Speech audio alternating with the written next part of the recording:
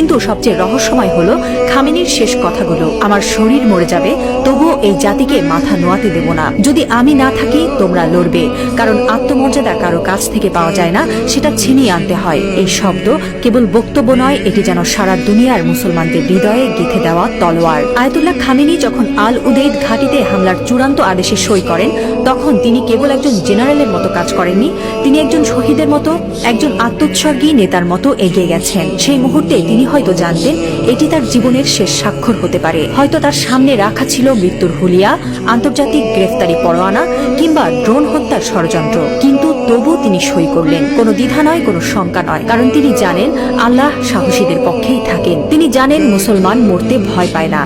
যারা আল্লাহর পক্ষে থাকেন তারা জানে মৃত্যু মানেই পরাজয় নয়, বরং আত্মত্যাগী বিজয়ের শুরু। এই একজন মানুষ এখন আর কেবল ইরানের নেতা নন, তিনি হয়ে উঠছেন সারা বিশ্বের মুসলিম উম্মার প্রতীক। একজন বিশ্বাসী, একজন অটল মুজাহিদ, একজন সাহসী পিতার মতো তিনি বলছেন, আমি থাকি বা না থাকি তোমরা লড়বে। হ্যাঁ মুসলিম উম্মাহ, তোমরা মাথা নিচু করো না। লা ইলাহা ইল্লাল্লাহ, আল্লাহ ছাড়া আর কোনো ইলাহ নেই।